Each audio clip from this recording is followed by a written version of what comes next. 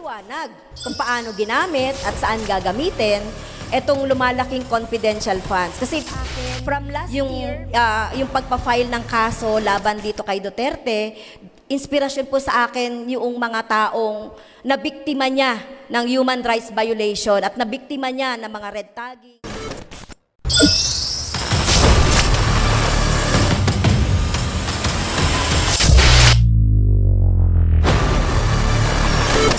So ito mga kabanat, no? Ayon kay Franz Castro mga kabanat, yung pag-file niya daw ng kaso laban kay President Duterte ay inspirasyon daw sa kanya sa mga tao daw na biktima ni President Duterte ng mga red tagging di umano.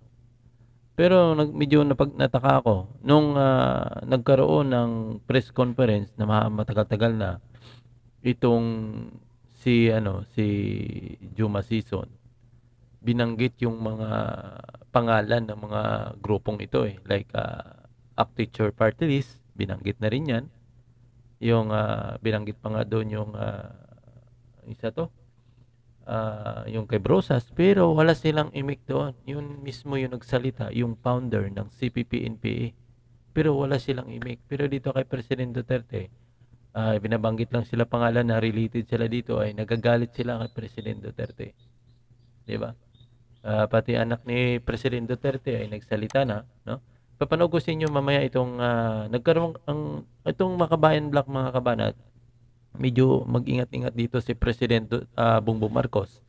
Kasi ngayon ay parang nangyayari ay gusto nilang tanggalan din ng confidential funds itong si President Bongbong Marcos. Kasi mayroon kasi sila ngayon nilo-launch na panawagan na abolish confidential funds daw. So, yun ang dapat pag-ingatan dahil sinisikap nila lahat na matanggalan ng confidential itong ahensya. Nauna na doon kay Vice President at pangalawa itong parang gusto nilang tanggalan din itong sa Presidente mga kabanat na hindi talaga dapat mangyari yan dahil ang Presidente ang pinakamataas at dapat mataas yung confidential pondo niyan. Kasi gumagamit talaga ng intelligence itong Presidente para sa mga taong nagre-report sa kanya. So, pating anak ni nagsalita na rin mga kabanat. Ito, pakita ko lang sa inyo bago ko papanood sa inyo yung video ni Brosas. Tungkol sa pagkaso. Sana ba yun? Kung nahanap kung saan na napunta mga kabanat. No? Hanapin na lang natin. Ito. Ayun, nagsalita na rin yung si Paulo Duterte. Sabi ito, we all have the right to file a complaint against anyone in court, but the public servant should be not onion skin. So parang may patama dito si Congressman Paulo Duterte, no? Congressman mo ba ito? Hindi, si Mayor ata ito representative Representative Paulo Duterte may patama dito. Pero sabi naman dito, bakit parang ako pa may kasalanan? Samantala daw si Castro daw, no? Si Castro daw yung nagrabyado, muling nare-redtag daw. So ngayon mga kabanat, kasi minsan titingnan natin yung ating ginagawa. Baka mamaya ay nahanay na doon sa ginagawa ng alam niyo na, no? Kasi ang layo naman kasi yung ginagawa kaysa katotohanan talaga. So, papanood ko sa inyo itong mga kabanat, itong sinabi ni Franz Castro. So, kayo nung humusga dito. Mag-start tayo dito sa gitna. Office of the Vice President, alam niyo naman po yung nangyari. May nakahanda po tayo ng mga tanong. Alam niyo po, yes or no lang naman ang magiging sagot doon ni Vice President Sara Duterte. Pero ginamit niya yung parliamentary courtesy para makatakas siya doon sa mga tanong ng Makabayan Black. Actually, kami lang yung magtatanong doon sa Office of the Vice President.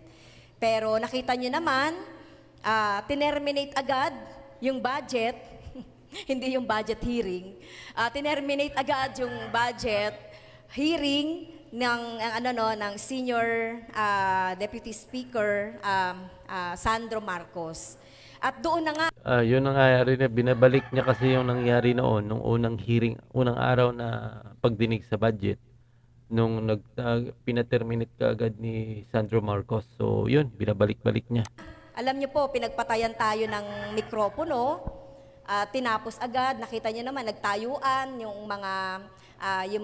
si BP, tumayo na, lumayas na, yung iba mga kongresista naman na makakampi niya ay nagtatumayo na rin. At syempre ako, nagtuloy-tuloy pa rin ako ng pagsasalita doon kahit naman pinatayan ako ng mikropono dahil karapatan namin yun karapatan ng isang kongresista na nabusisiin yung budget. Okay?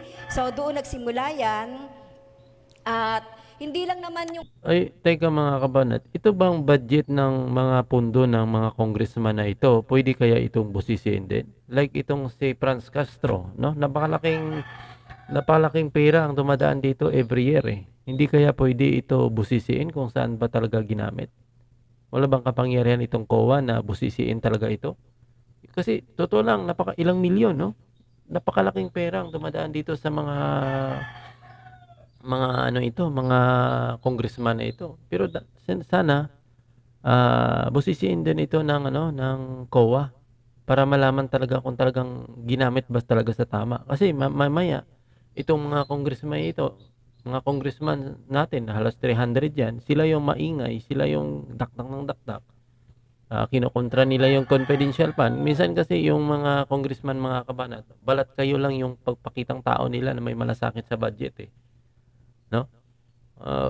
Parang yan parang isang nakita nyo sa mga movie minsan, parang sindikato na nagkukunwari na matulungin, no?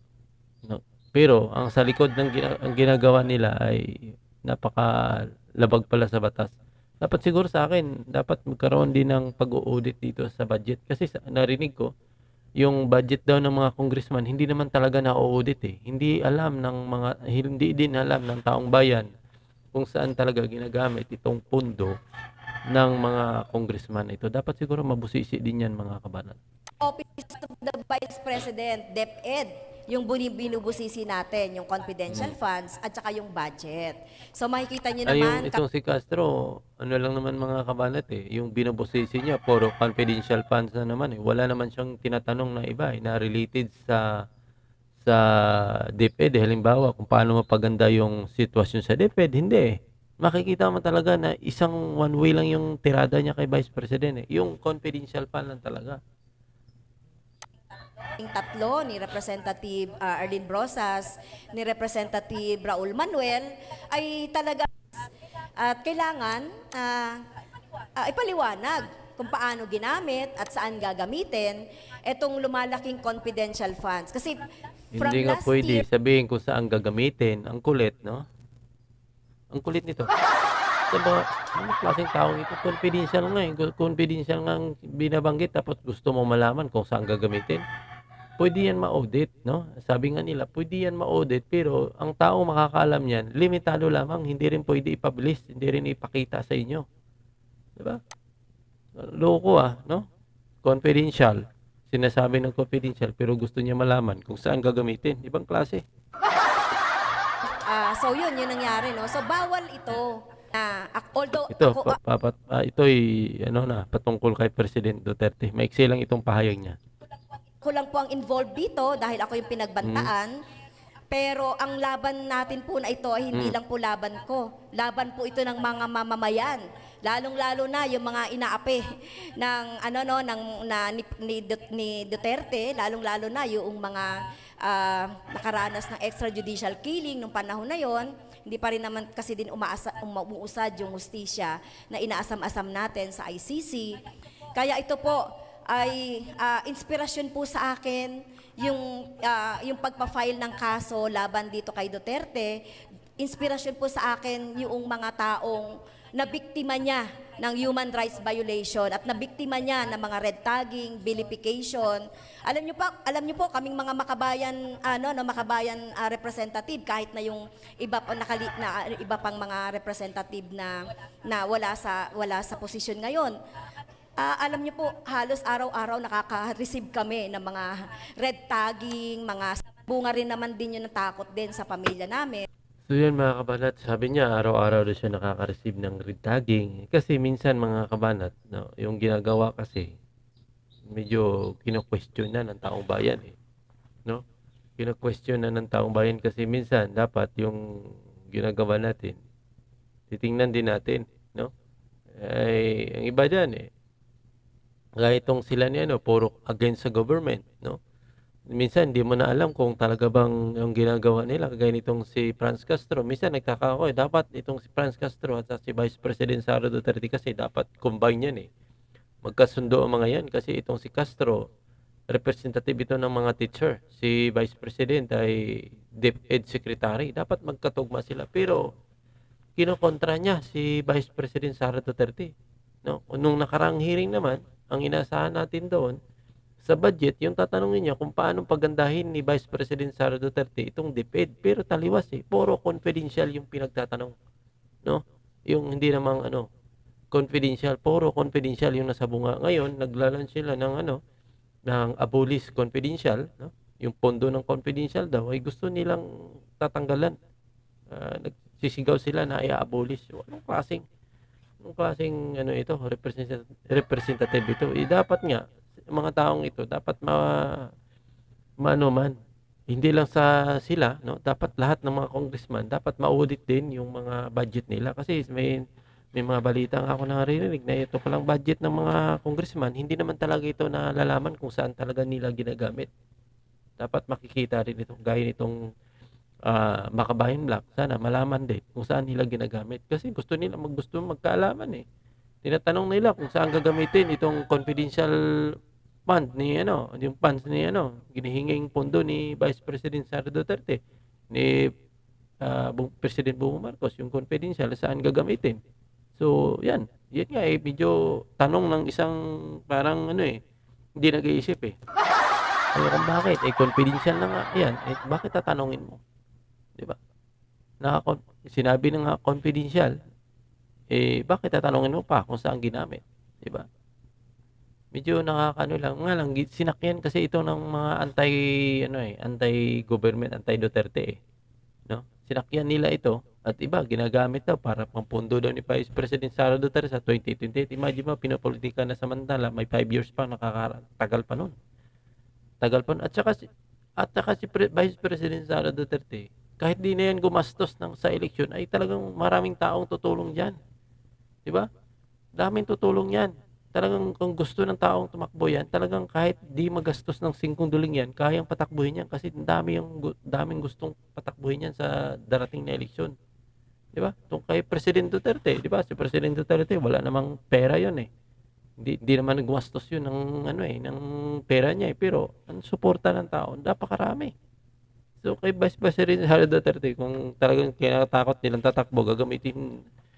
Pili ko si Vice President Sara Duterte hindi kahit hindi na gumugol ng 5 duling sa kanyang kumbaga tatakbo siya sa 2028. Kahit hindi siya gumastos diyan, talagang taong bayan ang uudyok diyan mga kabanat. So ngayon ginagamit nila, no? Ang confidential na baka gamitin daw ni Vice President, no?